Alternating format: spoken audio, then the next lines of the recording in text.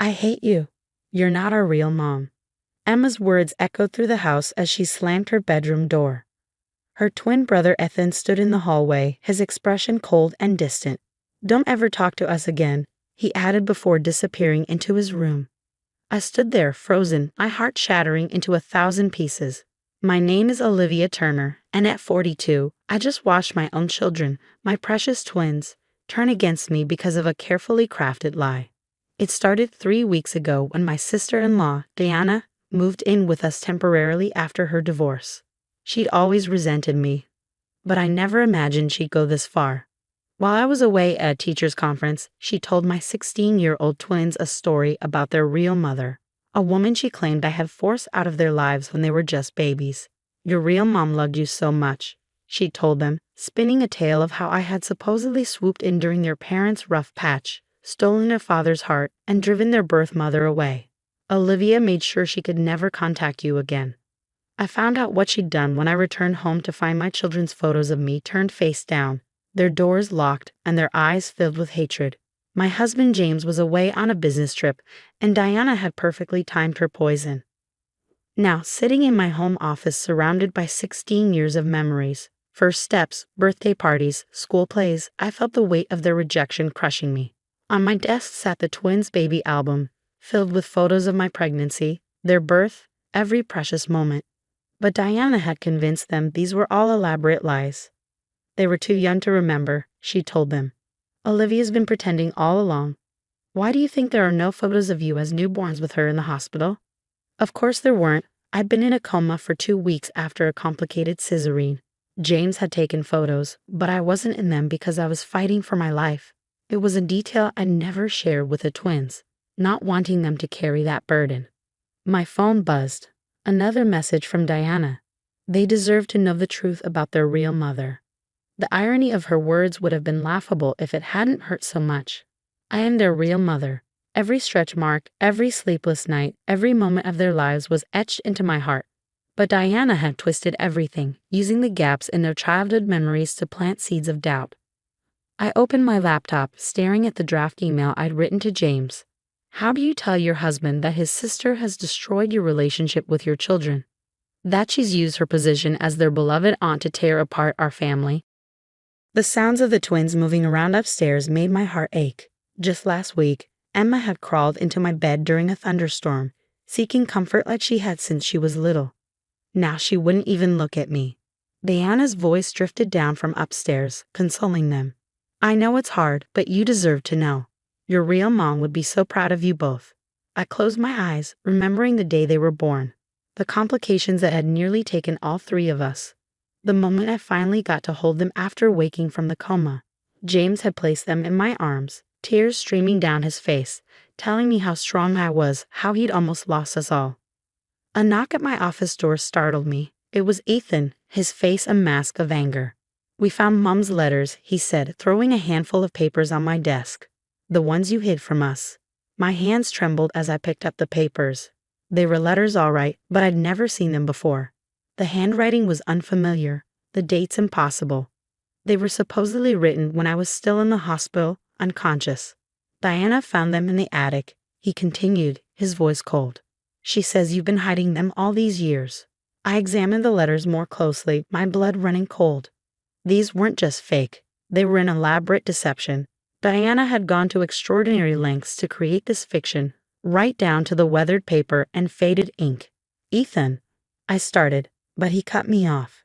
Save it. We know everything now. How you made her leave. How you've been lying to us our whole lives. We're going to find her, our real mom, and there's nothing you can do about it. As he stormed out, I heard Diana's satisfied sigh from the hallway. She'd orchestrated this perfectly, taking advantage of teenage vulnerability and family trust to tear my world apart. I picked up my phone again, this time dialing Dr. Sarah Matthews, the obstetrician who had saved our lives 16 years ago. If Diana wanted to play with fire, she was about to learn that some truths can't be buried, no matter how elaborate the lies. Sarah, it's Olivia Turner. I need your help. It's about the twins and the day they were born. The next few days would change everything, but not in the way Diana expected. She thought she'd destroyed me, but she'd forgotten one crucial detail. A mother's love isn't just about biology. It's about every moment, every sacrifice, every breath. And I had 16 years of truth on my side. As I hung up the phone, I heard the twins laughing upstairs with Diana, their voices carrying through the house that suddenly felt foreign. But I wasn't going to let her win. The truth would come out, and when it did, Diana would learn that some bonds can't be broken by lies, no matter how convincing they might seem. The graduation ceremony was in 3 months. Diana didn't know it yet, but she had just set in motion a series of events that would expose not just her lies, but the depths of her own deception. And I would be there, standing at the podium as the guest of honor, ready to tell a story she never saw coming. The weeks following Diana's revelation were a blur of silent dinners and closed doors. James had finally returned from his business trip, but even he seemed unsure how to handle the situation. Diana had played her cards well, showing him the forged letters and playing on his protective instincts. "Maybe we should tell them everything," he suggested one night, his voice heavy with concern. About the complications, the coma. I shook my head, clutching the manila envelope Dr. Matthews had sent over. Not yet. Diana needs to understand what she's done first. Inside that envelope lay the truth: medical records, birth certificates, photographs from the hospital security cameras showing Diana's absence during those critical 2 weeks. She hadn't even visited when her own brother was falling apart, worried he might lose both his wife and newborn children. The twins' graduation ceremony was approaching, and as the head of the English department at their high school, I was scheduled to give a speech. Diana didn't know this. She'd been too busy poisoning my children's minds to pay attention to school announcements. One afternoon, I found Emma in the attic, going through old boxes. She stiffened when she saw me but didn't leave. Progress, however small. "What are you looking for?" I asked softly. "More letters," she replied, not meeting my eyes. "Aunt Diana says there must be more."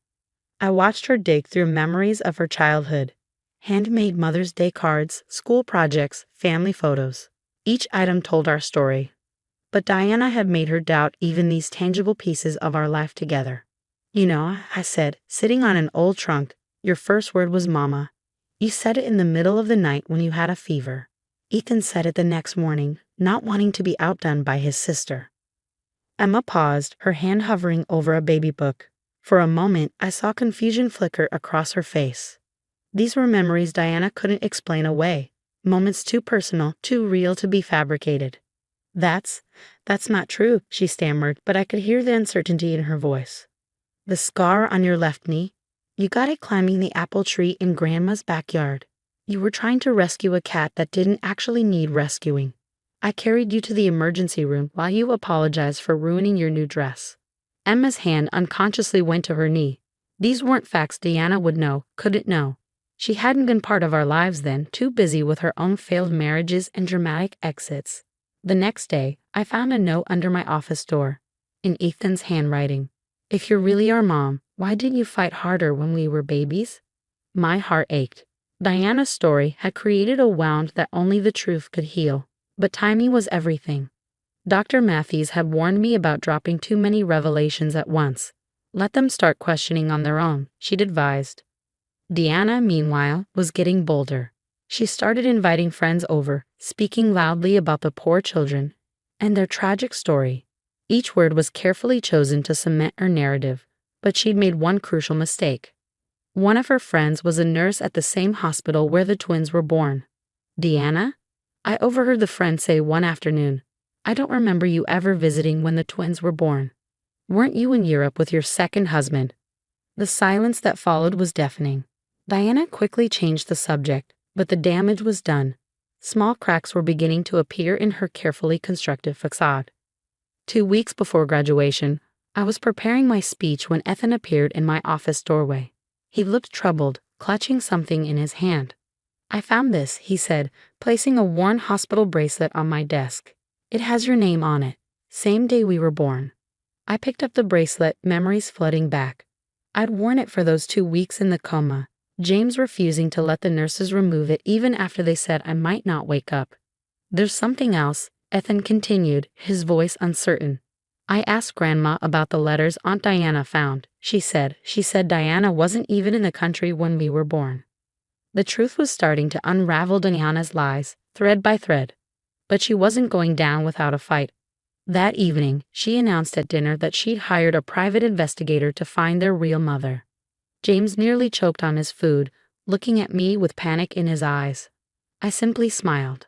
"That's interesting," I said calmly. "I look forward to seeing what they find." Diana's confident smile faltered slightly. She hadn't expected this reaction. Later that night, I heard the twins whispering in Emma's room. "But why isn't she upset?" Emma asked. "If she really stole us, wouldn't she be trying to stop us?" "Maybe," Ethan replied. "We don't have the whole story." Diana had underestimated the intelligence of my children. They were starting to see the holes in her story, questioning the inconsistencies she couldn't explain. The next morning, I left a photo album on the kitchen table, not the usual family photos, but medical pictures from the day of their birth. Me, unconscious in the hospital bed. James, holding their tiny hands through the incubator windows. The dates clearly visible on every image. When Diana came down for breakfast and saw the album, she went pale. She grabbed it, trying to hide it before the twins could see. But she was too late.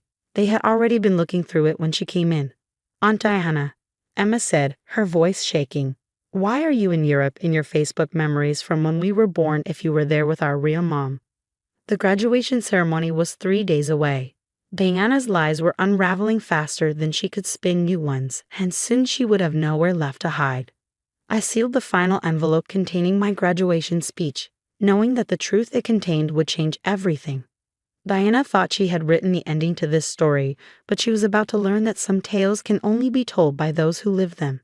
And I had lived every single moment, from the first heartbeat to the last lie. Graduation day arrived with a crisp morning breeze.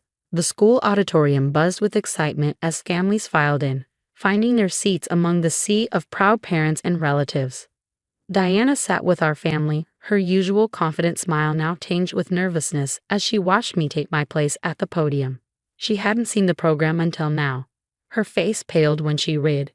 Keynote speaker, Mrs. Olivia Turner, head of English department and recipient of the Lifetime Achievement Award for Educational Excellence. The ceremony began with the usual proceedings, the principal's welcome, the valedictorian's speech. Then came the moment that would change everything. And now, the principal announced, "I'd like to invite Mrs. Turner to share a special message with our graduating class," particularly noting her unique perspective as both an educator and a parent of 2 of our graduating seniors. I approached the podium, my heart steady.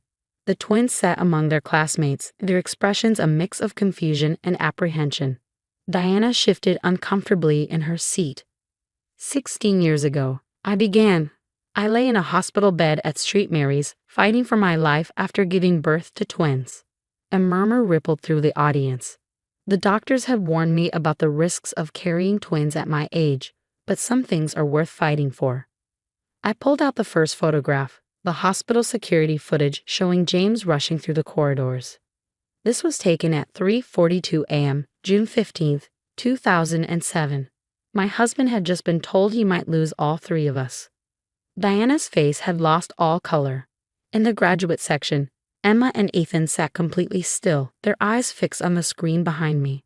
For 2 weeks, I lay in a coma while my babies fought their own battles in the NICU. Their father never left the hospital, sleeping in chairs, praying for a miracle. And where was their aunt, who claims to know so much about their birth? I paused, letting the question hang in the air. According to her own social media posts, enjoying her honeymoon in Paris with husband number 2. The next slide showed Diana's Facebook memories, the ones she'd forgotten to delete. Her in front of the Eiffel Tower, dated exactly when she claimed to be witnessing this supposed tragedy unfold. The truth about family isn't just in DNA or birth certificates. It's in the smallest moments, the first words, the scraped knees, the thunderstorm comfort sessions. It's in knowing that your daughter is allergic to strawberries but loves strawberry-scented shampoo. It's in remembering that your son sleeps with his left sock on inside out because he thinks it brings him luck during tests. Tears were flowing freely now, not just mine, but Emma's and Ethan's too. Diana started to stand, but James firmly pulled her back down. "To my children," I continued, my voice strong, "I'm sorry I didn't tell you about the coma. About how close we came to losing each other before we even had a chance to begin. I wanted to protect you from that fear. But I'm not sorry for a single moment we shared since then, because every one of those moments is real, true, and ours. I pulled out the final piece of evidence, the DNA test results Diana's private investigator had secretly sent to my email yesterday, along with an apology for being part of her scheme. And to those who think they can rewrite history with forged letters and invented memories, remember this: the truth has a way of revealing itself. Always. The auditorium erupted in applause as I finished. Through tear-filled eyes, I saw my children rising from their seats, breaking protocol to run toward the stage. They crashed into me with such force that we almost fell, their arms wrapping around me in a desperate embrace. "Mom," Emma sobbed into my shoulder, "we're so sorry. We should have known. We should have trusted you," Ethan added, his voice thick with emotion. Over their shoulders, I watched Diana slip out of the auditorium, her web of lies finally untangled. James joined our family hug, his eyes conveying both love and regret for ever doubting. Later that evening, as we celebrated at home, Emma brought out the letters Diana had planted. Without a word, she and Ethan tore them to pieces, letting go of the lies that had briefly poisoned our family. "How did you stay so calm?" Ethan asked as we sat together on the porch swing. "When we were so horrible to you." I smiled, pulling them both closer. "Because I knew the truth would win. Real love always does." The next day, we received a message from Diana. She was moving across the country, away from the mess she created. None of us tried to stop her. Some bridges, once burned, are better left as ashes. My phone buzzed with a text from Emma. "Mom, can we still have pancakes for dinner like we used to? The ones with chocolate chips in the shape of smiley faces." I smiled, remembering all the Sunday nights spent making those pancakes, the kitchen filled with laughter and chocolate smudges. Another memory Diana could never fake, another thread in the tapestry of our real family story. Of course, I texted back. "Some traditions are forever." And that's the thing about truth. It doesn't need elaborate stories or forged letters. It lives in the simple moments, the quiet memories, the love that cannot be invented or erased. Diana had tried to rewrite our story, but in the end she'd only made it stronger. Because real family isn't about who tells the best story, it's about who lives it with you every single day.